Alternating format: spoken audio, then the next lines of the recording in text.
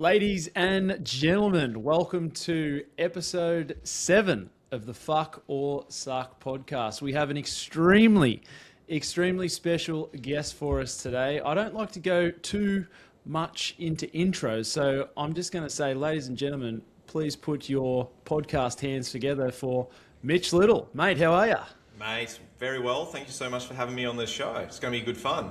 Yeah, it's going to be, mate. Now, I will give a bit of a rundown to the folks listening at home as to who Mitch Little is. Mate, you've got quite an impact on social media, over 650K on Instagram. You've got 124K on TikTok, but the big one, and where you service a lot of your clients from, is Facebook. 798,000 followers, mate. Well done. Congratulations. Facebook's my jam. Facebook is where my demographic is. If I ever have somebody come up onto me in the street, it's always like, oh, I follow you on Facebook. Do you know what I mean? And it just goes to show that's where my demographic is. That's where the majority of our clientele come from as well. Yeah, and just talking a little bit about that, you're on the Gold Coast, Australia, mate, and you work with, you specialise in perimenopause and menopausal women when it comes to fat loss coaching, lifestyle coaching, and longevity. So, mate, tell us a little bit. Now, this isn't going to be a perimenopausal podcast by any means, guys. Just let's be clear with that. We're going to talk some shit. We're going to have some fun, etc. But just wanted to kind of get the words from the horse's mouth, so to speak, Mitch. How did you get into this field? For sure. It's not something that I intended to get into. Like, if you told me even 5 years ago that, hey, Mitch, 5 years' time, you're going to be working with perimenopausal and menopausal women, do you know what? To be completely honest, I would have said, what is that? It wasn't even a topic that I was aware of. But just for context, just so the audience understands, my wife, Riss, she's 11 years older than me. And a few years ago, just started to notice some changes in her physically, but more so emotionally. And that's sort of what made me go down the rabbit hole of what is actually causing this change at this stage of life for women. Started to educate myself more on perimenopause, going to my wife's appointments as well. And you know what? One day I just started talking about it on my socials. It wasn't for any other reason besides pure curiosity. I just spoke about the topic. I raised some awareness, and I didn't realize how responsive my audience was actually going to be to that. And then I found that the topic of talking about women's health started, for me and my page and my demographic, had way more of an impact than, talking about food or calories or anything else. So it's just something that evolved over time. But, it's become a genuine interest of mine. Like, it really does interest me. And when I speak to women now who aren't strength training, who aren't just ticking off simple daily habits with their nutrition, it comes from like this genuine place of worry. I'm like, oh my gosh, you're not getting enough calcium. What about your bones? You're not lifting weights. What about this? So it's become a topic I'm definitely very passionate about. Pretty powerful spot for you to come from, man, because a lot of males, especially with perimenopausal, menopausal wives, girlfriends, whatever it may be, partners, like, it's hard for a lot of guys to put themselves in their partner's shoes. And you actively went out to pursue that. Obviously, you're in the health and fitness game, so it kind of like may have been at a higher interest than a lot of other people that may be like a tradie or something like that. But that obviously goes to show what kind of guy you are. But I want to know, as a little bit of confrontation, obviously, I would imagine it wouldn't have been as easy as one would have thought to get into that and start speaking about that, because one, you may have a few guys that are disagreeing, but then also females being like, you will never know how it feels. Yeah, definitely. Look, at the start, I think there was maybe more pushback than there was now. And you're right, there was both of those circumstances where I would get some women, very few mind you, some women would reach out and say that I shouldn't be talking about women's health. And you're right, that I would never experience it. I don't know how it feels, so how can you talk about it? And then, I would also get comments from men as well, much more on the negative side. Yeah, give us an example of that. What were they saying? Mate, it just things like, okay, here's a perfect example, mate. News.com.au did a report on me 2 days ago that they dropped. And basically the headline of the article that we did was why men leave their partners, during perimenopause. I didn't choose the headline. It was a pretty wild headline, if I'm to be completely honest. Yeah. But when you look at the comments that come from men, it just goes to show how far behind the eight ball men are when it comes to not only understanding the topic of perimenopause, but in my opinion, just general human behavior towards women as a whole. Things like women are only interested in money. If they can't get that, they'll leave you. Move to Thailand, find yourself somebody easier. Like all these really, really negative comments. And I just think it goes to show how narrow-minded some men can actually be. It's got to be a sign of IQ. I don't know how else to explain it. Not to go down this rabbit hole, but I just watched the most recent documentary, can't even speak, Louis Theroux. Manosphere. So Fantastic documentary. Opened my eyes up to a world I didn't even know was happening underneath my nose, man. I'm so shut off to that. What did you think? Mate, I loved it. And I actually put a comment on one of the pieces of content that came out after it with Louis. And I said the only man on that documentary was Louis. Everyone else in that doco was just a little boy. And what I loved about Louis is he has this amazing ability to paint people into corners, to get the individual to really think about what they said. One of the guys will say, I plan on having 3 wives, and his partner would be standing right there. And he's just got this really cool ability to just pause and not say anything back to them, which forces them to think about what they actually said. It's incredible. Like anybody who hasn't seen that doco, 1000% watch it. It's incredible. But that's where a lot of the world is going now, particularly with all of the misogyny online. 100%. 100%. I mean, I was so impressed by that doco. I mean, Louis Theroux is definitely one of my favorite reporters. Like all of his documentaries, I don't think I've ever watched a documentary that I've not liked or found entertaining. Just every time I watch one of his docos, I'm like, he just asked the question that I'm thinking. Like that's when you are watching his docos, you're just like, I wish he'd asked this, and then boom, that's his next question. And he's got the ability to ask question from like a really childlike curiosity as well. He'll say, do you really believe that? Do you really think that way? Yeah, where he's not judging them. He's just he's not judging them. He's just genuinely asking, do you really think that way? Do you believe that to be true? It's amazing, and it's just to see the look on their face that they start questioning themselves. Yeah, he's extracting the information without them reacting in a defensive way, which is very unique power or skill, I suppose you'd say, not power. But anybody who watches that documentary will start going down a Louis Theroux rabbit hole, because every single one of his documentaries is an absolute 10 out of 10. When I saw it pop up on Netflix the other day, I was like, let's get the popcorn ready, turn the aircon on, lights off. This is going to be a cracker. 100%. Man, how long have you been a health and fitness coach for? Okay, so I left school at the age of 16. I started my career in the construction industry, which actually spanned until I was 30 years old. But in the mix of all of that, I was always pursuing fitness. I got my personal training qualification when I was 19. I did 2 years full time from the age of 21 to 23.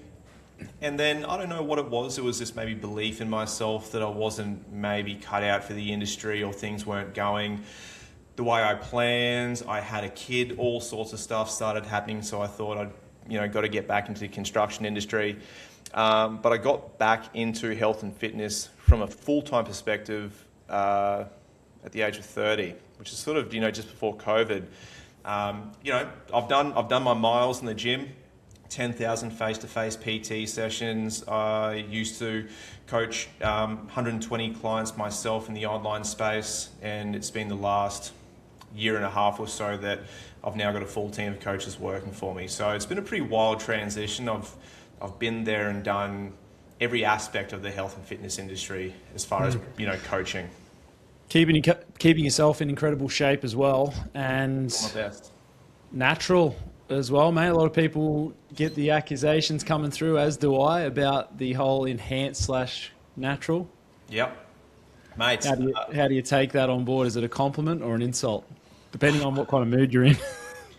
Do you know what? This is going to sound really, really cocky, but the truth is, I do understand why people would assume that I'm not natural, because the reality is, pretty much every single person in the fitness industry, or even just, your average Joe who's in the gym, is either on enhancements or they have had enhancements.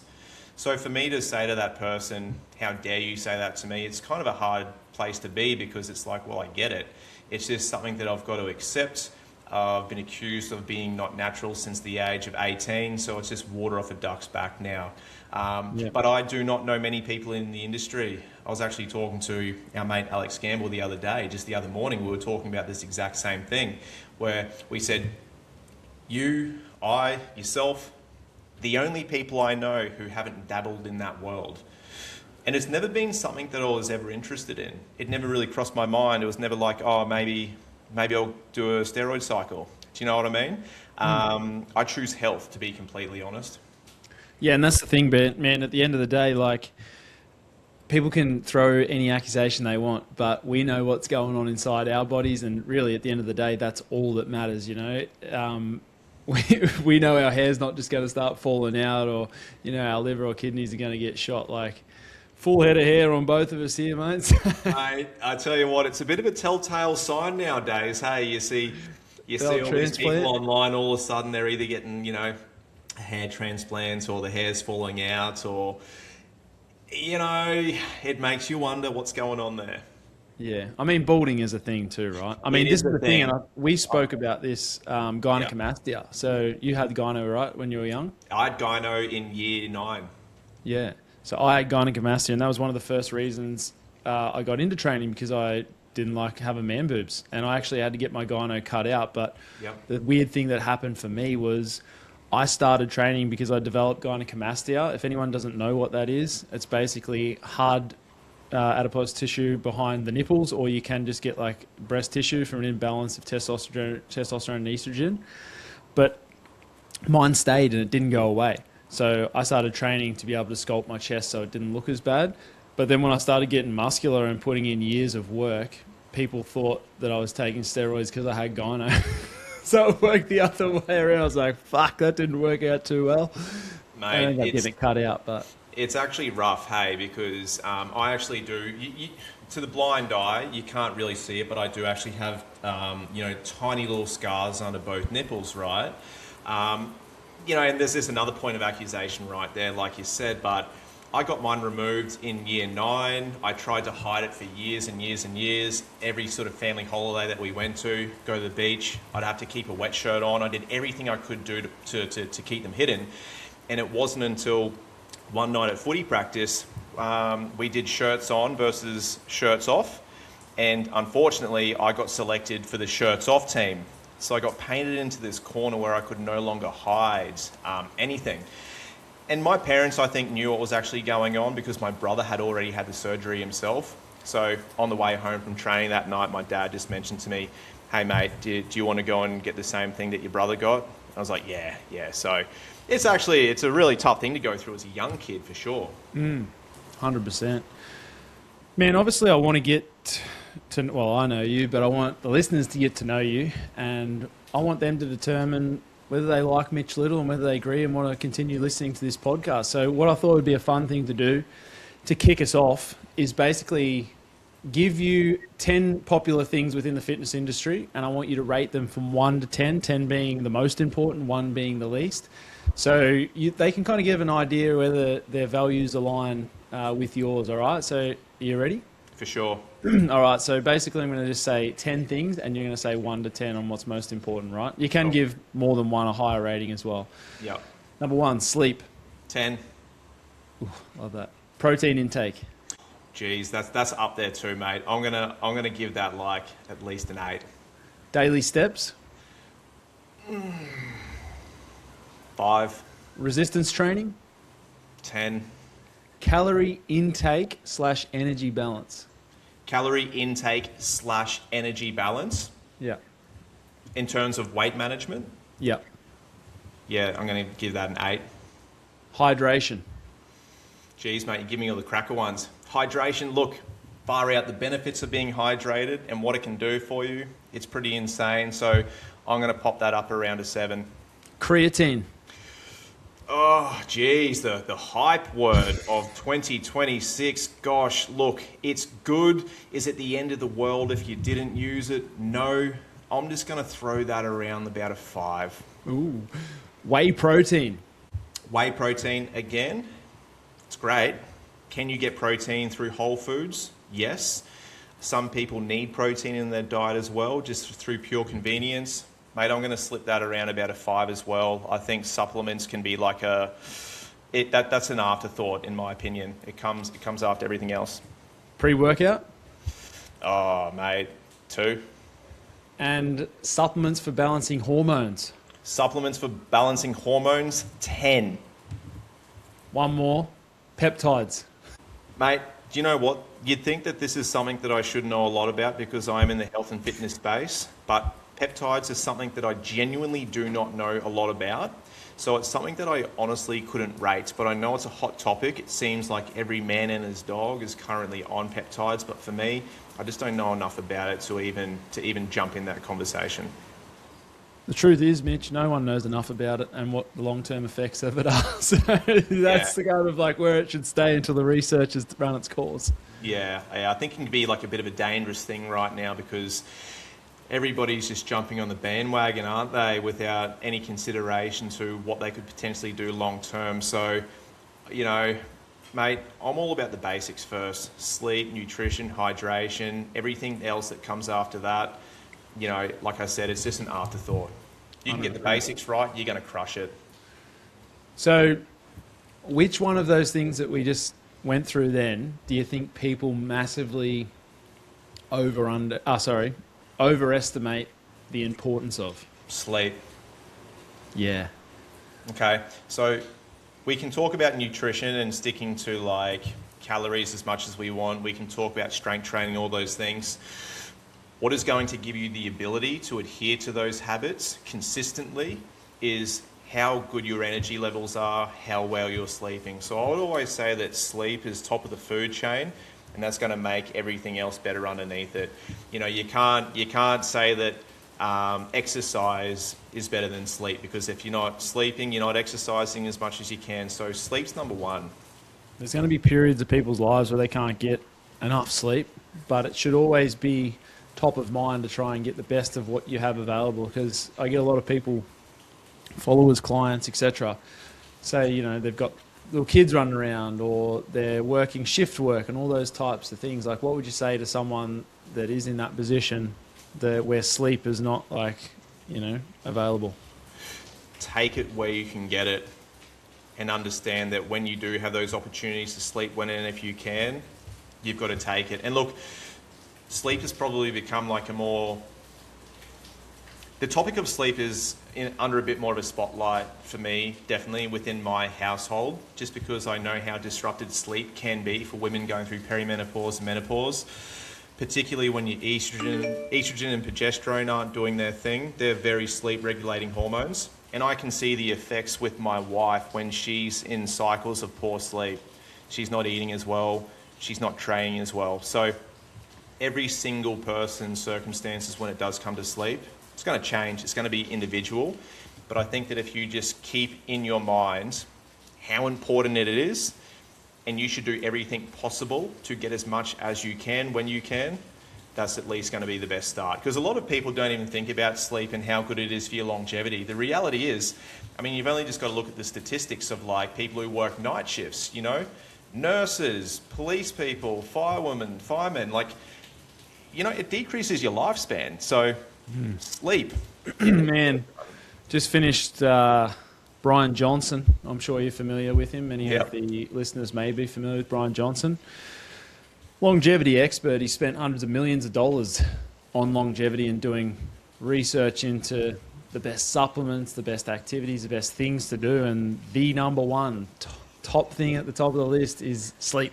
You must focus yourself on sleep and the importance of sleep. That is the key to longevity. That's where we repair. That's where we function throughout the day correctly. You know, like you said, you touched on those things. Like so many clients of ours struggle with, you know, hunger management, and that's either due to poor sleep or lack of hydration a lot of the time, rather than actually what they're eating. Because, man, just before this podcast, like, I've had a big week and I actually had a 20-minute nap because that was the time. I didn't sleep really good last night, and I just found 20 minutes throughout the day. And, like, obviously that's not ideal. It'd be better to be getting 8 or 9 hours sleep every single night, but just goes to show someone that spent hundreds of millions of dollars on research for longevity, the number one thing at the top of the list is sleep. But there's many things that go into sleep in order to be able to get the best sleep, right? People supplementing caffeine and stimulants later in the day, obviously it's going to have an effect on sleep. What are some of the things that you find your clients, or mistakes that your clients make, in order to not getting the best night's sleep? Well, mate, to be honest, sleep is a topic that comes up a lot within our clients, within our community, and I tend to give the same answer to every single person. There are some fundamental basics that every single person on the planet can follow to give themselves a better night's sleep. You know, controlling your caffeine intake, hydration levels, making sure that you've got adequate nutrition, some form of exercise, decreasing stress as much as you can. That's a pretty hard thing to do in this world now. If you can manage all those things, the chances are you will have a better night's sleep. If we talk about women, perimenopause and menopause, being on HRT is going to give you a good night's sleep as well, or a better night's sleep. But in saying all of that, and this is where sleep gets really complicated, and this is where I'll always put my hand up and say, hey, I don't actually have all the answers because it's a very complex thing. My wife does all of that, manages her caffeine, trains, she's got good nutrition, takes her HRT. She'll still go through periods where she'll have bad bouts of sleep for like a 2-week duration. So I do think that there's so many contributing factors to sleep, and pinpointing it to throw a blanket over everybody, it's super hard to do. It's one of those things that as an individual, you do actually have to put a bit of time into it and find out what actually works for you. It could be something as simple as, hey, I had a shower a little bit later the night before. For some reason, I had a great night's sleep. Is that the answer? Like, you can actually unlock all these little things that work specifically for you, I believe. Like, just as an example, Matt, I know that if I watch too much TV before I go to bed, or I watch too much content on my phone, or I think about work too much, I have a terrible night's sleep. So everybody's got to find their own way. I think so. And in this day and age, mate, we're starting to sound old when you get a few years under the belt. Yeah. But in this day and age, like, everything's made for addiction. Consumer addiction is a real thing. Social media, Netflix. Was watching a TV show the other day on Netflix, right? It was a series. And basically this series, it was following women around. I can't remember exactly what it was called, but basically following women around that have been scammed by their partners, men. And what they were doing was, interesting enough, they were finishing one story mid-episode, so they didn't give you a chance to put it, like, switch it off or choose to watch the next one. So they would combine the stories in the show. Very smart. So they would basically finish mid-episode of one story and then go on to a new one. So it was hooking you the whole way. And there's a lot of these subconscious plants and seeds in our lives that we don't even know about that are happening to us. Obviously, social media, TikTok is a massive one, but Facebook and Instagram aren't very far behind them in terms of, like, just getting you to consume without even knowing, right?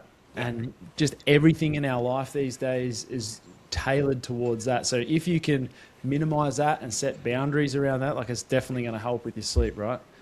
Mate, 1,000%. And you hit the nail on the head as far as everything is catered towards addiction now. Like, You know, even when you're just watching any television program now, you'll notice how long is the frame actually staying on one person for, or one scene. It's jumping back and forth to several different scenes. It's like 1.5 seconds here, 1.5 seconds there. Our brain, I think, is so conditioned now to running at such a fast pace that when it comes time to actually slow down and think about nothing and absorb nothing, the brain and body just doesn't know what to do. Yeah, man, funny enough, little inside scoop here for people who aren't social media gurus. Today I posted a reel. And I posted it 2 hours ago. It's not performing too bad, but it's the longest reel I've posted maybe even ever. It actually went for 3 minutes and 30 seconds. And when I went to post it onto Instagram, they said anything over 3 minutes we won't push out to a new audience. Yeah. How crazy is that, bro? That's exactly on that, because they know that people just don't have that attention span, so they're not going to push it out. And I was like, you know what? This reel is important. I'm not going to trim it. It's got good educational purposes. I really want to get this message out there, and every second of that reel has purpose. So fuck it. I'm just going to push it out to my followers. But I know that reel is going to underperform, and that's because these social media gurus and platforms know that's not going to feed into their narrative. Which is great. Did you know that? Did they do that? Mate, I've actually been in the habit lately of, dude, I've been posting some reels that have gone for like 15, 16, 17 minutes. And the lives, yeah. Oh, not even just the lives. I'll post like a full podcast, right? And it does. It says, look, this isn't going to push to any external audience, blah, blah, blah. But do you know what? The information that you can deliver in a long format piece of content, yeah, sure, it won't get as many views or whatnot, but the usable information to those who are genuinely interested in improving their health, they're going to get something from that, because there's content that can help people, but there's also content that people just like to scroll through and just get their hits of dopamine. So I was for a very long time all about virality on social media. Every single post had to hit a certain amount of views, but I've noticed within my audience and even within my business, since I started posting some longer format things or stuff that wasn't necessarily as viral, it's created like a better community, and even businesses increased a little bit as well. So, you know, you've got to be very, very careful about being in that world of chasing numbers and chasing virality all the time, because sometimes you actually miss the point. That's right. And yeah, from a business perspective, I remember James Smith would always say that followers and likes on your posts and social media, they don't buy your steaks on planes, right? Like at the end of the day, you can have the most followers in the world, but if you aren't genuinely helping people and giving them a genuine service who, you know, that is actually going to have a positive impact, like, what are you doing? Like at the end of the day. Right, yeah, it's like we're not in high school anymore. Hey, it's not like a popularity contest. Exactly, man. I was never popular in high school anyway, but I kind of bloomed later in life. Me either, mate. I'm a late bloomer. Mate, in terms of longevity, is there anything else that you've implemented in, let's say, like the last 5 years? Like, I know for anyone listening to this, I mean, I don't know about you, Mitch, speaking for myself, like, I'm 35 now. I'm 36 this year. I think you're 1 year ahead of me or something. How old are you? I'm 37 in May. Yeah. So the last 3 or 4 years, my mindset has shifted into a space of longevity and where am I going to be in 10 and 20 years time. I want to ask you the question, has that been the same for you? Are you thinking more forward than what you used to? Because back in the day, I used to be like, train like an absolute animal, which I still train hard, but I'm just like, I don't give a fuck. I'm prepared to die on this gym floor. Like, that was my mentality. But now it's like, ooh, maybe I should look after my joints a little bit more. Or is there anything that you have done in the last 5 years to help with later life? Yeah, definitely, mate. And I actually love this topic. It's one of my favorite topics now. I basically talk to anybody who wants to listen, but for a very, very, very long time, all I cared about was what I looked like in the mirror. My only objective to what I was doing, to the weights I was lifting, to the food I was eating, was to get some sort of feedback, some validation from what my reflection looked like. And I would say it was probably about 3 years ago, I got to the stage where I was like, I'm bored. You know what I mean? I'm actually getting a little bit bored with what I was doing, because I was just the typical bro split for literally 22 years straight. Chest, legs, back, shoulders, abdominals, you name it, that's all I did. And then I started to feel my body kind of packing up on me a little bit. And I realized that all I was doing was going into the gym and just bashing out the same ranges of motion, the same movements, this and that. My joints and everything was starting to feel it. When I finally let go of chasing validation in the mirror and then starting to do things that I enjoyed, not only did training start to become funner, I started to open up my mind to other things that I could possibly do. So in the last few years, I've implemented things like indoor rock climbing. I think it's fantastic for mobility, strength, flexibility, even just cognitive function. It's fantastic. Calisthenics has been a huge part of what I've been doing for the last few years as well. And even recently, I started doing some arm wrestling. So I now use strength training as a means of maintaining strength, maintaining bone density, and not just not just to how I look. I think when you sort of let go of just making everything that you do about visual, you can start to really feel better physically and mentally. Thing is, man, as well, I just want to bring this up as well. Like, you look incredible and you worked yourself to that point where obviously the things that you did gave you the physique that you have. Yep. So I wonder if a part of that was like, you'd have to do some pretty serious fucked up shit to ruin that. So like, you attained it. So it was like, well, you can afford now to not be in the gym 5-6 times a week. You can afford to be doing rock climbing, and that is definitely going to preserve your muscle and your physique, especially if you are prioritizing nutrient dense foods like you do, right? So it's kind of like, what would you say to someone that is on that journey at the moment of trying to chase the physique? Like, can you have the best of both worlds? Like, would have you done anything differently if you had have wound the clock back 10 years, like when you were still in that mindset of like, I need to be the best physical shape I'm ever going to be in? Do you know what I mean? I would just say to anybody who's chasing a physique to be very, very careful. Now, don't get me wrong, there's nothing wrong with it. The reality is, look good, feel good. That's the thing, okay? When we're physically looking at a place that's at a standard that we enjoy, we're just going to feel more confident. But I do think it is an endless pursuit. That pursuit never stops. You'll always want bigger arms, you'll always want bigger legs, all this, unless you get to the point where you realize that that's not everything. Once upon a time, I probably had a little bit more muscle. I was a little bit bigger, but I'm probably so much happier now that I realize that that isn't everything. So chase your physique, chase all of that, but you do have to understand that it's not going to fulfill you forever. It's not going to make you happy forever. And whatever you do with your exercise, it's got to be something that you genuinely enjoy. I now so enjoy going into the gym to lift weights because I know that it's giving me like these amazing benefits for like longevity. It's important to keep as much lean muscle mass as you can as you age. It's important to have good bone density. But whilst I'm training, that's what I'm thinking about. I'm not just getting validation through how I look. So just be very, very careful. I think it's important to keep your mind on all those things, because also training for one thing, it becomes very one-dimensional, and you start to forget about all these other really cool aspects of health and fitness that you can focus on. Like, hey, how do I feel? How do my joints feel? Do you know what I mean? Yeah, Stuff that a lot of people overlook. Do you sometimes think that an individual needs to go through that season of their life? Like, if I had have come and said to you 10 years ago, Mitch, exactly what you just said then, would have you been like, get fucked, I'm going back into the gym tomorrow to smash it because I've got goals to hit?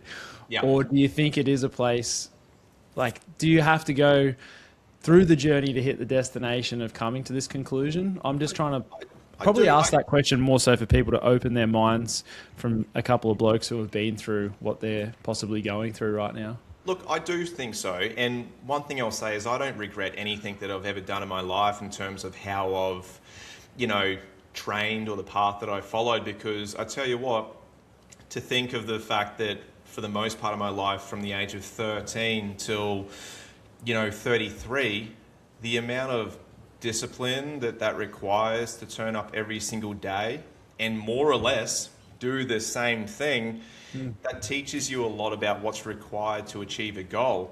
And I actually use the same train of thought with that that I do for my business now.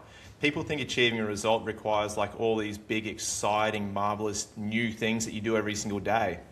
Whereas it's actually a case of wake up, do the same thing, rinse, repeat, and then you get to enjoy the compounding interest of all those things. So you can learn a lot from grinding. You can. Yeah, I mean, that's where I've come from. Just one fucking giant grind. But, man, when I speak to people, that's like top of my mind. That's the thing that I say. I'm so grateful for the grind, because when you reach, I mean, I'm not saying that I'm at the destination, but I'm a lot further along the road and things have been going good. But I'm so grateful for it, because now that I'm here, it feels earned, and I know that I've just got to keep doing what I've done for so long.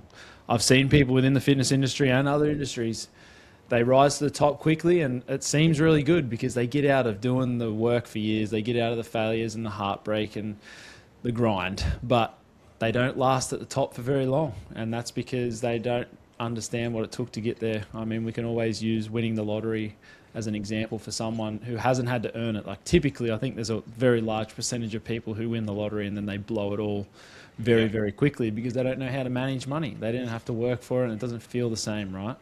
I agree with what you're saying there. I think, and I see it all the time, people want to achieve a result, whether it's with their health, with their physique.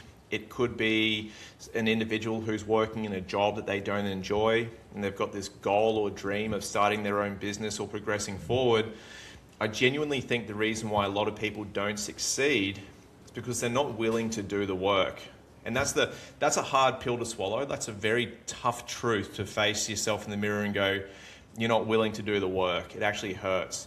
But the ones who do succeed, the ones who break through, are always the ones who get a plan, implement it, remain consistent. They're the ones who get the reward. So I think that anybody out there listening to this, if you have got the desire to change your physique, to change your life, to get a new job, you cannot be naive to think that it doesn't come with the cost of you putting in the hard work and effort. And even when you do achieve your result, it's not a case of stopping. You got to keep going. However you learn to get somewhere, you still got to do the same habits to keep yourself there. Funny you say that, do the work, because many years ago now, and some of my OG followers may remember this, but I got shirts made up when I was face-to-face PT, and they said, do the work, motherfucker.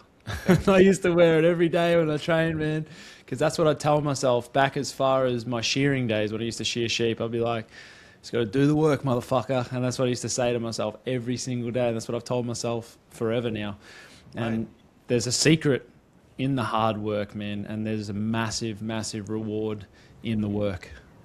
Dude, I think the reason too why, you see a lot of people in the health and fitness space become successful is because we do utilize and clip into that superpower that we've used within the gym, within our nutrition, that consistency, and you just flip it over into a business sense. And you know that if you just maintain that same structure, you can actually succeed in anything. It is just a case of like turning up and doing it. And a lot of people get bored. They don't like that repetitive nature of things. But that's really what's required. There's nothing, there's no secret to it. It's turning up and pushing through and doing the work. Yeah. Knowing when to pivot is a big thing. And that's probably a mistake that I made earlier in my years that, debatably made a mistake. Because I feel like I sometimes lean into that too much, where I just keep on grinding. Like, I'll fucking grind until I die, man. And sometimes I grind on the wrong things. Like, don't take that literally, mate. Yeah. Grinding up and down on a fucking pole. But I'm like grinding away on things that are putting me, or not, for, I should be pivoting rather than grinding. Do you know what I mean? Like, there's certain avenues of business that I've gone down, or certain, lines of content in the past. Like, it took me 8 years of posting every single day to get a decent following. But I kind of see within that grind over those years, I probably should have pivoted and stopped doing things that I was doing day in, week out, day in, day out, week in, week out, all that sort of stuff. But it's kind of the grind and not giving up that got me to where I was. But what I was going to say before, man, is have you ever struggled, or do you struggle? I'm assuming no now, but correct me if I'm wrong. Body dysmorphia. Have you had that in the past? Was that something that you did struggle with? Yeah, 1,000%. I wouldn't say that it was something that I struggled with to the point where it was crippling on my life, but I would say that most people struggle with body dysmorphia to some points. For me, I would say now is actually the happiest that I've ever been with my body and with what I see in the mirror. And I do think that it has boiled down to me accepting that the pursuit of constant improvements isn't actually something that you can actually stick to. So me backing off on that has given me the ability to kind of just enjoy what I see a little bit more, because it's terrible, man. You can put on more muscle, you want more. You can lift a weight, you want to lift more. It never ever ends. The goalposts continue to move to the point where you're just always finding some way to pick on yourself. Human nature, I think that's how we're built. You know, you see it in millionaires. Once I make my first million, I'm going to be happy. And then you see $1 million in the bank. I've spoken to many millionaires, man, and the feeling doesn't change. It's the pursuit that they're addicted to, and they don't even know that. It's the work, and it's doing that reflection regularly and checking in with yourself, I think, is so important. That helps with things like body dysmorphia and reaching your goals, because, you know, you've just got to look back and see how far you come. And if you've been putting in the work, then the reward is going to be there. And a lot of the time, it's like I tell my clients, the biggest secret on a fitness journey, business, whatever it is, life in general, like you spoke about people in their jobs that they do not like, the biggest secret to life, reducing stress, getting more sleep, is like truly loving what you do within and having a purpose that you can honestly say fulfills you and helps others. Like, not necessarily does it always have to help others, it does for us obviously, but having that is a huge secret. So if you're getting body dysmorphia, like falling in love with the process and not putting so much pressure on yourself is so important. And I think people tell themselves lies to make themselves feel better, that, oh yeah, I love my job. Oh, I do actually love this type of training, but they don't. Do you know what I mean? Like, you've got to truly fall in love with it. Would you agree? Oh, 1,000%, man. I told myself for years that I didn't mind my job when I was in construction. Turns out I bloody hated it, but it was just being honest with yourself. But I think something really important for people to understand is we get so caught up with how we look. We genuinely get really caught up with how we look. But I would hate to think that when I pass away and somebody is up there performing my eulogy, they got up and they said, you know what, Mitch Little had great set of abs on him, beautiful chest. Yeah, right. That's not what people remember. It's going to be like, yep, Matt, he was an absolute legend, cared about people, he was a really funny guy. The person you are is the most important thing. You know what I mean? Please remember that. Like, working on yourself as a human being is important, because you know what? I've met some really shit people who are in shape. Yeah. I don't want to know about them. Yeah, man. That's I'd rather interesting you talk- I'd say rather- that, right? Like, I'd imagine rather if... talk to Bob down at the pub with a beer gut, sinking schooners. Do you know what I mean? He's a better bloke. Yeah, that's it, right? And that's the thing that we've got to be careful we don't get caught up in, because so many people do that. And it's like, yeah, Mitch Little, he drove a Lamborghini, he had shredded six-pack abs, he could do 20 chin-ups in a row. It's like, no one's going to say that shit. No one cares about it. No one cares. It's going to be like, he was great to animals, loved dogs. We remember the characteristics of the person, not the physical features. Yeah. And that is so important to remember, right? Man, let's get this podcast a little bit controversial. I like to keep things exciting. I like to keep the listener engaged, and I hope we've done that. I think we've had some pretty good conversations. But mate, let's talk about the fitness industry. All right. Yep. Now, let's just kick this off. What are your 3 biggest pet peeves about the fitness industry right now? Biggest pet peeves, I think that there's a lot of misleading information still just getting spewed out left, right and centre. What's the biggest misleading bit of information that's at the top of your mind right now? Mate, I think the biggest one at the top of my mind, which I see a lot in my space, in my demographic, are products getting sold to women that claim ridiculous outcomes. Take this pill, reduce your menopausal belly fat. Take this powder to, regulate your hormones, do this exercise to reduce tricep fat. All that sort of misleading information grinds my gears. I do think too that there's a lot of copycats.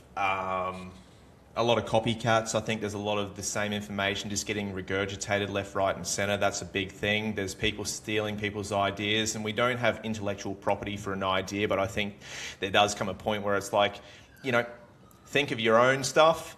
And look, I would say also, and this is just my opinion, I'm not aware of any other industry on the planet where a person's income gets so openly spoken about. I think within the fitness industry, it's become a big kind of... What's the deal with that, bro? I don't know, man. What is going on there? Why is... I don't know. I think it's just become like a big dick swinging contest to a degree of just people flaunting this and flaunting that. And, each to their own. I just don't think it really serves... I don't think it serves a massive purpose to the consumer.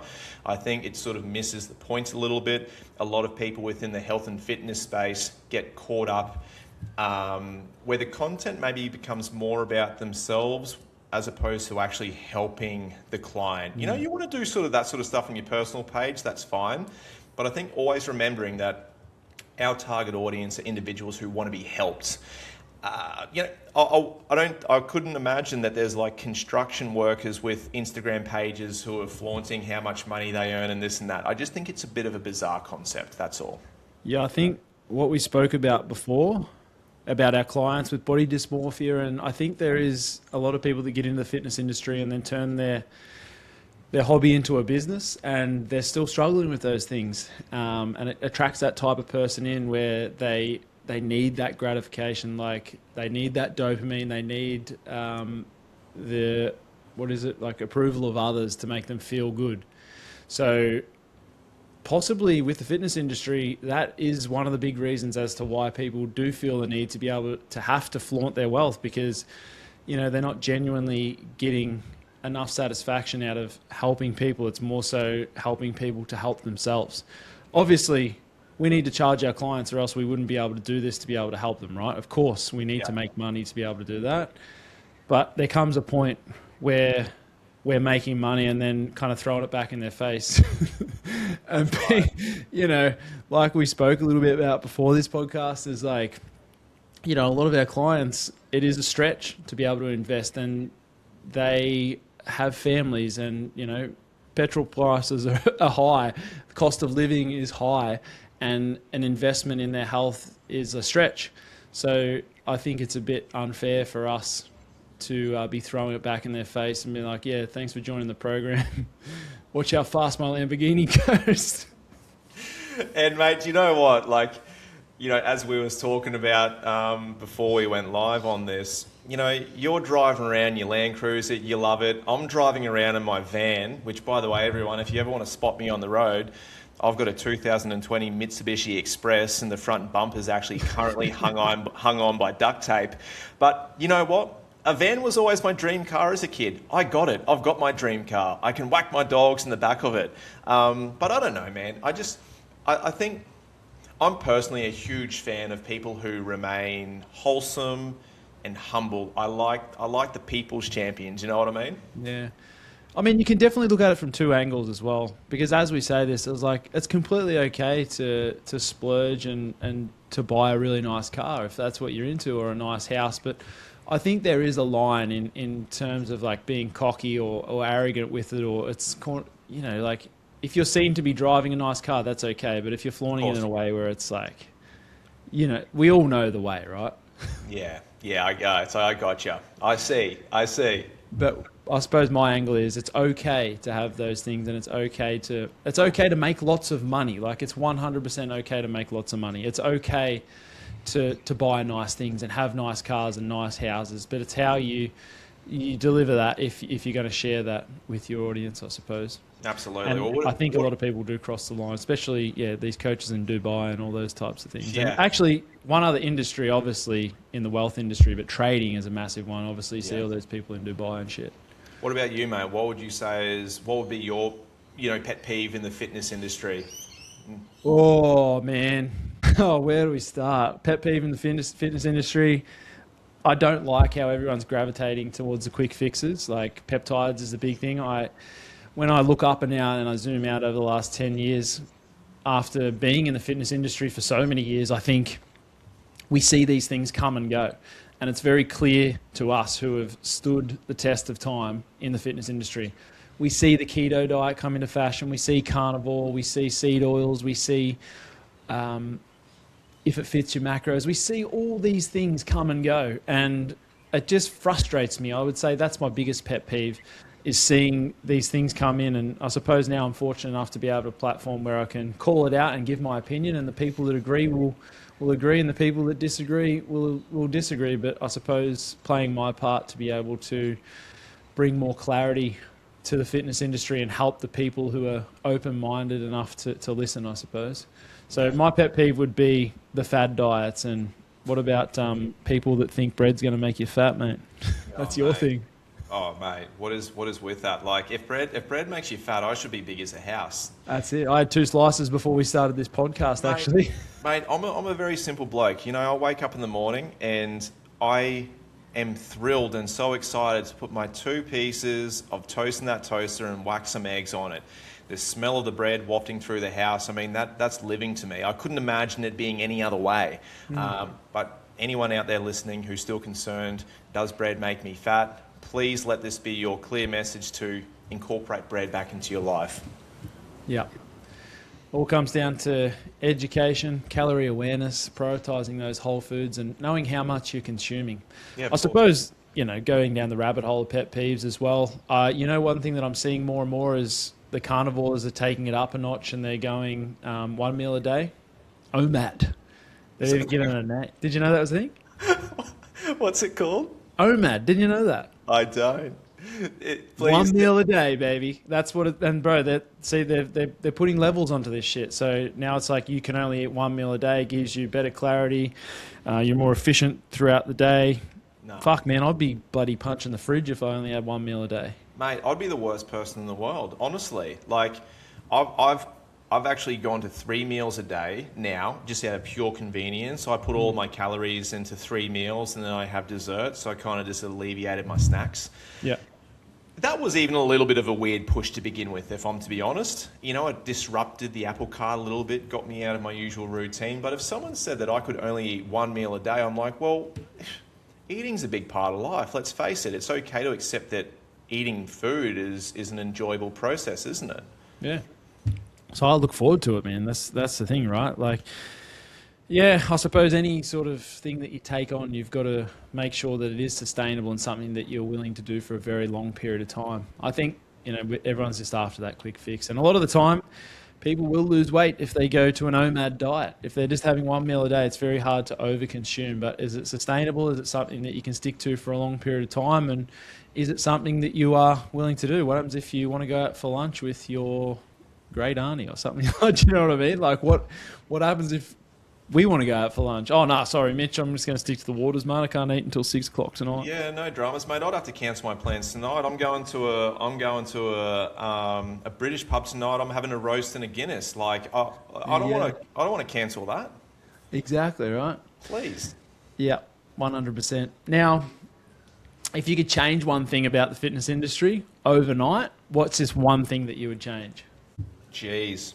Do you know what I think would be awesome?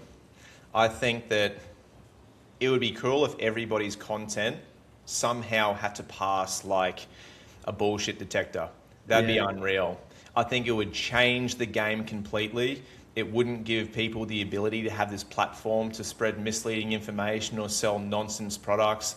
It literally had to pass some form of AI filter that decided whether it was true or false or damaging or positive. I think that would be an amazing thing, and there'd be so many people out of the job. AI bullshit-o-meter. That's what we call it. I think we should make an app, bullshit-o-meter app. Yeah. And you just put people's social media tag into there, and then it'll tell you whether it's bullshit or not. That'd be amazing. You can just filter through it. We spoke about copycats. Yeah. What happened to being original? I wasn't the first one to do a recipe review, man, but I was the first one to snap a pair of gloves and bang on the bench and come up with a series called Fuck or Suck. I saw a guy the other day. He had 1.2 million followers, and he's only just implemented a recipe series. And he swapped the color of gloves from black to red. And then I was like, just because you swap the color of gloves doesn't mean that this is now yours, bro. He obviously did the name of a series. And I commented on it. I was like, red gloves, huh? I was like, red gloves, huh?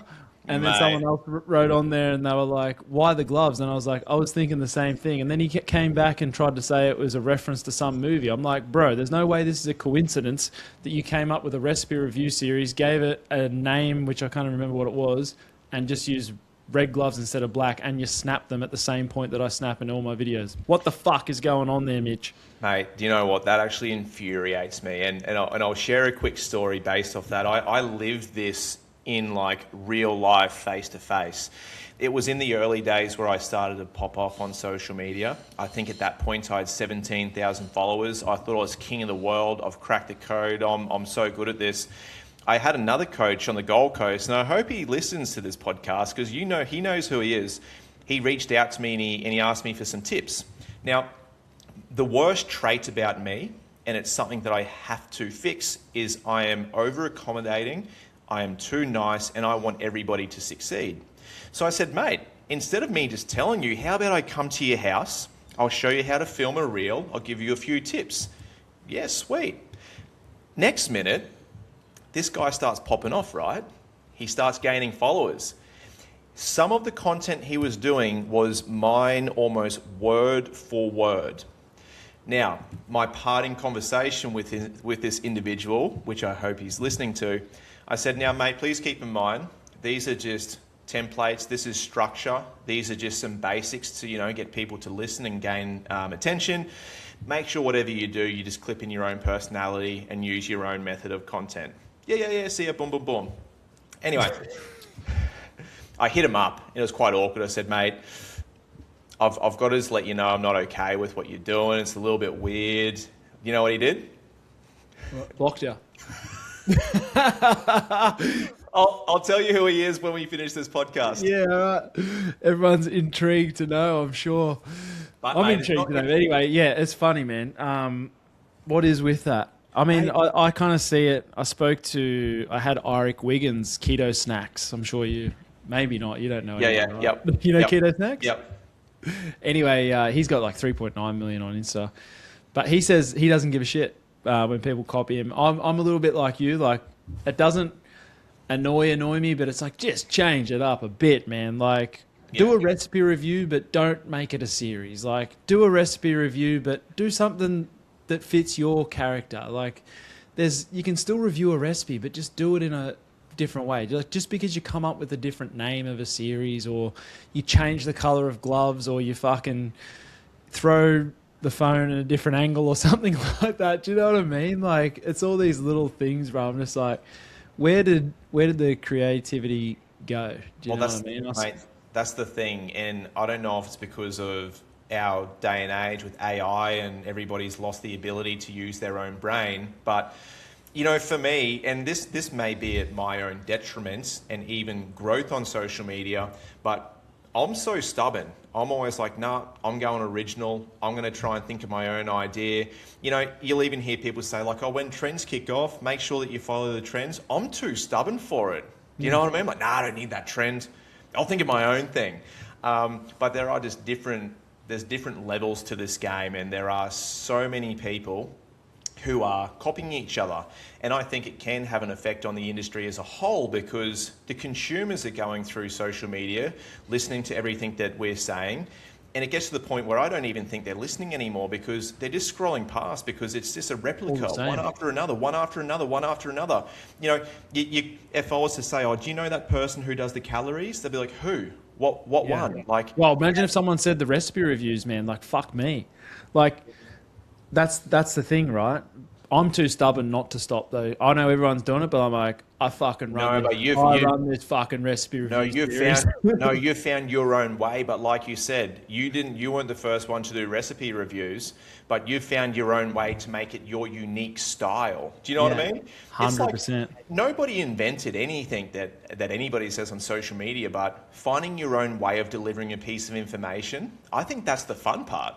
It crossed my mind, man, when everyone started doing it. I had that thought, and I was just like, oh, because I'm more than a one-trick pony, right? I've just gone into, kind of like moving into reviewing people. You wait until you see this. I'm saying it here on the podcast first, like people reviewing other people's content with a series. I haven't seen anyone do that. That's something that I'm doing now. I'm reviewing people's fitness opinions and telling them whether they fuck or suck. So it'll be interesting to see whether I know I'm not the first one to review anyone else's content, but no one's doing it as a series. I haven't seen too many people do that as a series. It's more so people are just doing it and then like critiquing it or whatever, right? So it'll be interesting to see if people change their recipe review series to reviewing other people's content. Mate, that will be interesting. I can't wait to sit back and watch it unfold. You wait, mate. You wait. Do you know what? Like even me being in like the women's health space and talking about perimenopause and whatnot, every now and then I'll see something pop up where somebody's kind of tried to take my angle, and I will say that in terms of this space, I'm the person who started talking about it first. You don't see many 36-year-old blokes who are talking about perimenopause. It's not a normal thing to see. But I've seen some people who have tried to take my angle and even sometimes used it almost word for word. And you can see when they're presenting the content, I'm like, you couldn't look any less genuine right now. It's like you're reading off a teleprompter. Do you even have a wife? Do you even know what perimenopause is? Do you even care? No, you're just taking a script that you think is going to get you viral. I've seen some people take you off and it's almost like they do your mannerisms as well. And it's like... Cringe. And then I've looked at it, I'm like, not for you, but for me and other creators, I'm actually seeing a lot of people. I'm seeing a lot of reels. He's back in... you don't know a lot of people on social media because you stick to yourself, but Cooking for Gains, you know that guy? Nah. God damn it, Mitch. He does recipes anyway. He like sells slow cooker and stuff, but I'm seeing a lot of people's reels pop up that are kind of taking his style, and it really does, it sticks out, man. Like you can really tell when someone's like talking the way they talk, or you know what I mean, like, or using their mannerisms. It's like, bro, that's not you. What do you? Well, mate, do you know what too? That would drive me insane if I had to wake up every single day and try and be somebody else besides myself. You'd get to the point after months or years. You'd look at yourself in the mirror and you'd lose your identity. You'd be like, who am I? Like, wake up, be yourself. This is the thing. Like, you don't have to try and capture the whole world or please everybody. You're not competing against anybody anyway. People are either going to be gravitated to you or somebody else. At the end of the day, we're all providing a service. It's who you connect with as much as a person. Like, often I'll hear people say like, oh, I see you talking to like Alex Gamble, or I'll see you talking to Matt. Like, aren't you worried about, being involved with competitors? I'm like, I don't see anybody as being a competitor. Yeah. Nobody. When you're running your own race, man, that's the way it goes, right? I'm not fearful of that whatsoever. If somebody said, hey, I'm actually going to cancel your program, I'm going to go to Matt, I'll be like, sweet, cool. I'm going to go to Alex, fantastic. I hope you have a great time. They're awesome. Like, I think if you live your life in jealousy and all that, it's going to be a very, very tough time. 100%. They say if you compete against others, you become bitter, but if you compete against yourself, you become better. I really, really like that. Well, mate, and do you know what? Like, you're just on that. One thing I've noticed about you in terms of like people who support, mate, you're always there liking my reels. You're always there showing support. And like, you don't have to do that, but we've had this conversation off camera before. The amount of family, friends, people who are close to you that do the exact opposite is quite mind-blowing, isn't it? What is going on there? Yeah, that goes for anyone on a fitness journey as well, not just in business. But I did a reel on my personal page, which I think you saw the other day as well. Like, it's incredible the amount of people that are closest to you. Another saying I like to use is the loudest boos come from the cheapest seats. Yeah. Babe Ruth said that one, and it's the people that are close to you are often the ones that don't want to support you because they wish that they were doing what you were doing. So they kind of wish it upon you to not succeed because it makes them feel better in the position that they're in. Because we can all go and support Nike, or we can go and support huge companies because that's so out of touch. But when someone really close to us starts to put in the effort, start that new business, lose weight, get in shape, it hurts a lot of people. But like I said in my reel the other day, if you can find it within yourself to be genuinely happy for others, that has a funny way of coming back and doing a full circle and rewarding you in the end. And you become a better person. The more that you can be genuinely happy for others, you become a better person. Absolutely, mate, and learn from those people as well, mate. You know, any success that I've had in the last few years, yes, it's been off the back end of putting in the time and the effort and everything, but I've learnt so much just through talking to other people who are more successful than me, whether it be in business or mindset or whatever. Like, if you can open your mind and not be so stubborn and don't live your life with a hideous curse of jealousy, your life is going to get better. You are going to actually achieve more, because people just walk around looking for the negatives and they don't want to support anyone. Yeah. And that's the thing with today's modern world, mate. Like, in terms of like the news, it's all programmed to be doom and gloom, and people like to share other people's misfortune, which is an unfortunate thing. Yeah. So if you can, tap into that subconscious mind and be happy for others, and you'll find how much more successful you will be yourself. 100%. 1,000%, mate. 1,000%. Mate, we're going to get into some fucked up questions. No, they're not even that fucked up, but some funny questions we like to ask at the end of every podcast. But before we do, I just kind of wanted to ask just one or two more questions to you. So just on the fitness topic, like, what is the one thing that you wish people understood more about fat loss? Like, what's the one thing? Like, it's so confusing for so many people. Like, what's the one thing that people misunderstand about fat loss that you wish was just like common knowledge? I think that if people understood that it wasn't necessarily about eating less food, it was about eating more. Okay, and that seems like a confusing concept. But if you have a base understanding of what a nutrient-dense food is versus a low nutrient-dense food, and if 90% of your options and choices are leaning towards selecting nutrient-dense foods, you're going to have the most success. And this is where you actually don't have to think as much. And I'm sure that this is absolutely something that you teach your clients as well. Having base understanding, education of fat loss in terms of the foods that you choose is an absolute game changer. For example, you know, imagine knowing that potato doesn't make you fat. In fact, you can eat 2 kilos of potato for 1,000 calories. 170 grams worth of potato chips has got 1,000. Knowing those things is an absolute game changer. So, education. Funny you say that. I'm playing a little game at the moment with Cara, my partner, where she goes to the fridge. Cara's obviously very fit and in shape. Yep. But I just joke around with her because we discuss these topics and we kind of wish our clients knew. And every time she goes to the fridge, we don't have shit in our fridge, but we do have chockies and stuff in there, but if she grabs we have heaps of fresh fruit, right? Like, I probably buy like 2 kilos of fresh fruit every Friday, but she'll go and get some berries and I'll be like, did you hear about that person that got morbidly obese from eating too many berries? Yeah. And if you ask yourself that question when you're making food choices in life, it's amazing. It's like, because did you hear about that person that overate on chocolate and got obese? Well, yeah, I fucking actually did. Yeah. Did you hear about that person that ate too many apples, Mitch, and got fucking massively fat and overweight? No, that doesn't happen. Unless you're a GP in 2026 telling people that you got to cut fruit out to lose fat, but you know, that's another thing. But that question is like, it makes a lot of sense, right? And it becomes like, so you think to yourself, well, yeah, that's actually right. Like, you're not going to get fat from eating too many grapes. Like, it's not to say that you can eat as many as you possibly want, but it's kind of like that mentality around food and your choices. Like, you want to be having less of the foods that you know that are going to make you fat, the potato chips, the chocolate. And it's not to say that you can't enjoy those in moderation. You just need to have that awareness around the calories that they hold, right?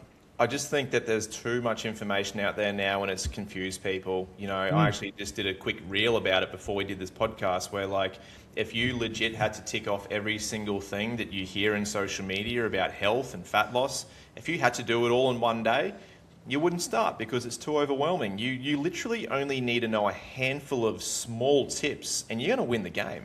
Yeah. And the trouble is, man, like we said, the online space, social media, there is more and more people getting out of traditional workplaces and coming into making a living off social media. So what a lot of these fitness gurus, in inverted commas, I'll say, is they have to have a new angle to be able to capture an audience, and they want something to sound super sexy so they can get your money, so they can make you think that this is the next big thing. And that's where so many people get confused. And can you blame people getting confused from that? Because there's so much information. And some of these people with their arguments are quite compelling in terms of when they say shit, you're like, oh, maybe that is true. Oh, Yeah, we know it's not true, but a lot of people that aren't educated and haven't been around for a while or know much about the industry. Yeah, their delivery can be very Compelling. very compelling. Yeah, yeah. All right, you ready for some fucked up questions? Yeah, let's do it. They're not too fucked up, mate, but we'll ask. That's all good. These are cool ones. Anyway, this one's not fucked up, but how much money would it take for you to give up your favourite food for the rest of your life? What is your favourite food? Jeez, that's such a hard question, mate. I'm a pretty basic guy. What is my favourite food? Oh, mate, look, this is going to make me sound really boring, okay? But I'm just a huge fan of like a good steak, some really well done like roast potatoes, and some like garlic infused greens. That's a really good meal for me. That's all right. How much money would it take if I was to say to you, I'll give you $10,000 and you can't eat that for the rest of your life? What would you say? Okay, like in all reality, all right, far out, man. There's a lot of other good food choices out there. So look, I think I could sacrifice that for 100G. I'd sacrifice 100K? I reckon 100K I could sacrifice a steak. Yep. For the rest of your life? Oh, mate, now you're making me second guess myself.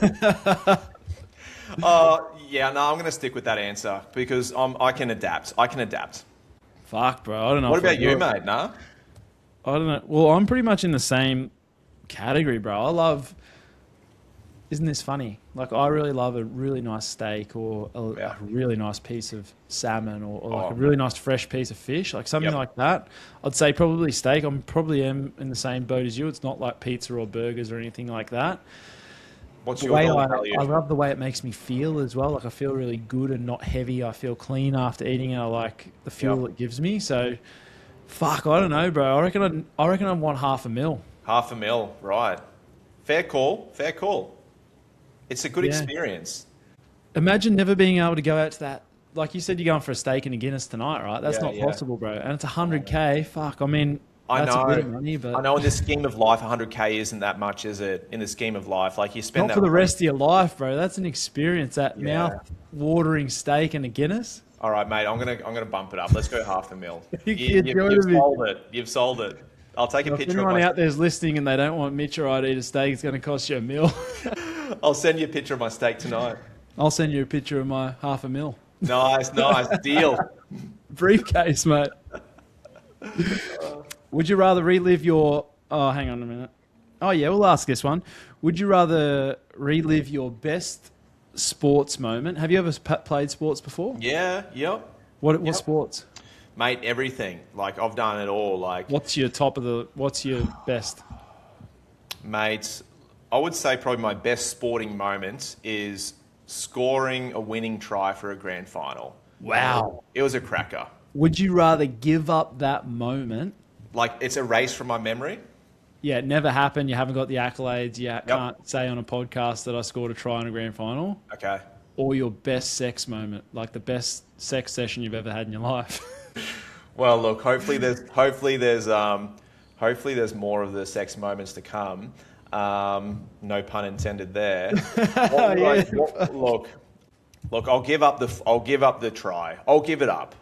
You're going to give up the try? I think so, because I don't want to be erasing those memories with the wife. I think that'd be a little bit too harsh. So, and you know what? I'm pursuing some other sporting things at the moment, so hopefully there's some memories being created in the horizon there.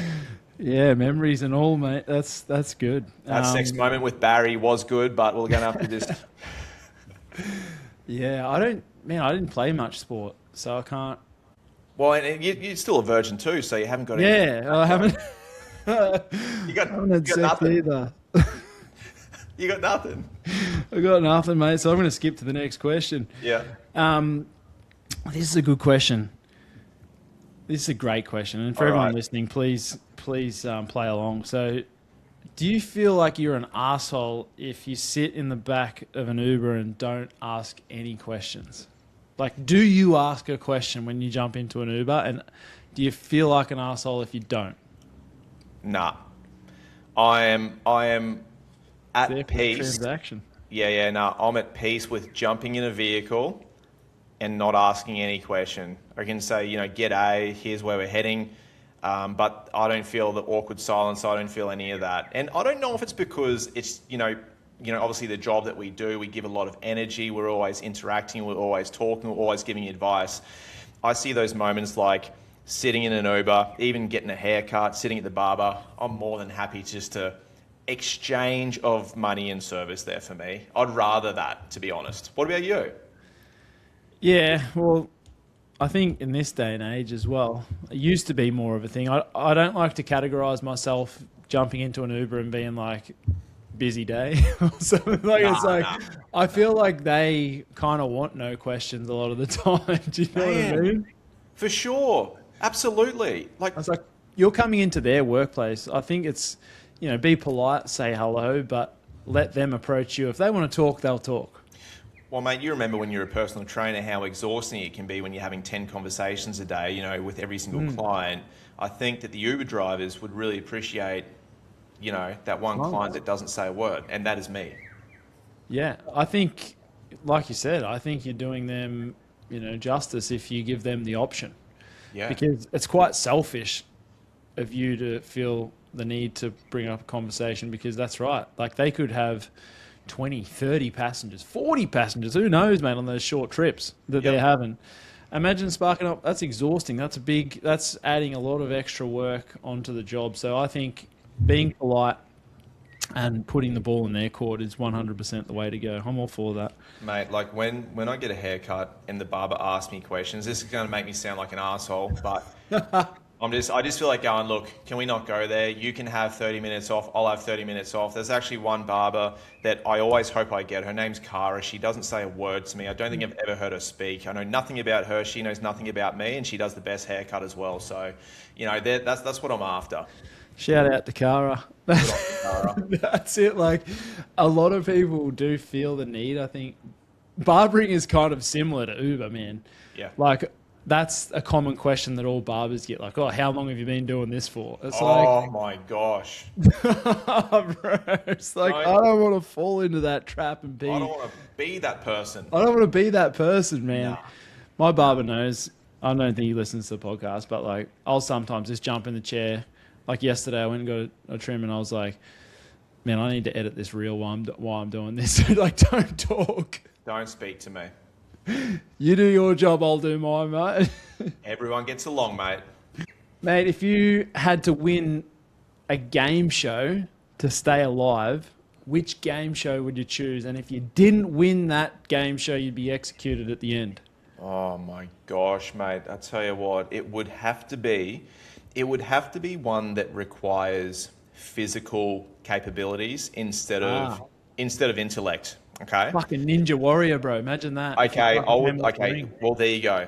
I would have more chance at winning, say, Ninja Warrior than I would at going on and having a crack at like Who Wants to Be a Millionaire or, Tipping Point or anything like that, because my general knowledge isn't fantastic. As you've probably been aware in this podcast, you ask me questions, do you know this person, that person? The answer's always no. So, mate, You got to, yeah. we're going Ninja Warrior. That's the thing, right? Because you're either going with game shows, it is up to your physical capabilities, or either your mental capabilities, Yeah. or complete chance. Like, you're just putting like those game shows that like it's just like so much luck's involved. I'd need to do something that required physical effort or even like, mental work as well. What can I endure? So anything that removes, just basic general knowledge, that would be me. Yeah, that's a real interesting one. I don't know what I'd choose, man, because I'm certainly not fit for Ninja Warrior just yet. I mean, you would, with the rock climbing and the calisthenics, I would need training. But I think if I was to be able to prepare, I would probably have to choose something like Ninja Warrior rather than... I'd be fucked on Who Wants to Be a Millionaire, mate. I'd be dead before I won $1,000. Mate, yeah, I'd have to go on like Who Wants to Be a 10 buccaneer. Like, I'm not getting past the $10 one. I'm always out on the first question. 100%. Man, last question before we wrap things up. If you could put any franchise restaurant in your house, which one would it be? Like, if you could have like a franchise restaurant, has to be well-known, worldly, and you had to eat it, let's just say you had to eat it every single day, what would it be? Mate, is grilled worldwide? I don't think it is. I don't think so. That's fucking... The US and Europeans would be listening to this being like, what the fuck's grilled? Yeah, they're like, what is grilled? Well, okay. Nah, it needs to be more mainstream. Needs to be more mainstream. Okay, well, look, I'll tell you the fast food that I do eat. And this is genuine. These are the only fast food places that I tend to get, meals from.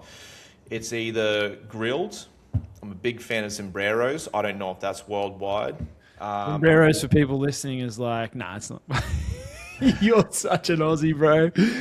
Sombreros is like burritos. Burritos, yeah. And I'm also a fan of Nando's, which... Well, Nando's is definitely more worldwide. Is that more worldwide? Yeah, right. I don't know if US yeah, is whack a Nando's in. I'm very partial to like a chicken paella bowl with a side of chips and a Coke Zero. I had that last weekend actually. So let's go Nando's. What about gun to your head if you had to choose like the big ones? Like I'm talking KFC, McDonald's, Burger King, Chipotle, those types of things. Like what would it be? Oh, yeah, okay, man, okay. First of all, I'm a big fan of Macca's. I don't eat it that often. It's not like somewhere that I go often, but I'll be honest and say that I love every single thing on the McDonald's menu, even a filet fish. I'm a weird guy. Wow. But if you're throwing Chipotle in the mix, I'm going to take that. I had Chipotle when I was in Canada last year, and I'm a huge fan of that. So let's go. Let's lock in Chipotle. Interesting, man. What Interesting. about you? What would you go? So really having that conversation with Wes. Everyone that does fuck with the lights on would know who Wes is. He's a business partner. Anyway, we were saying Wes is a massive McDonald's fan. Yeah. And I am a massive McDonald's fan. But I couldn't tell you the last time I ate McDonald's. Nah. Because I just don't think the juice is worth the squeeze. It's not worth how it makes me feel. I fucking love eating it when I'm eating it, but it's just you feel shit afterwards and the calorie to... All the ratios are off. Did you say you've got to eat it every day? Yeah, every day. It's got to be a franchise that you put inside your house. So yeah, I don't know. Look, you don't want to be eating Macca's every day. That is going to result in some health problems. Yeah, I would have to agree, man. It's got to be something that you can get fresh. Like I would say Nando's is probably up there with the worldly one. I've never had Chipotle. I'm trying to think. I haven't done much US traveling. Well, mate, the closest thing that I could relate Chipotle to would be Sombreros. Very, very close. Very similar. So like a GYG, Sombrero sort of, yeah. Okay, so that would probably be something where you can get good ratios of protein to calories. Yeah, I would say GYG. GYG is a little bit, for lack of a better word, like more grub food than Chipotle and Sombreros. It's not as fresh. Yeah. It's a little bit more traditional, greasy type stuff. You get a few more micronutrients in Sombreros. Just a few, mate. A bit more fiber. Actually, last time we caught up in person, we went to Sombrero, remember? We went to Zambies, mate. Well, there you go. Like, perfect. And I'm sure that I probably would have recommended that as well. 100%. Yeah. Yeah.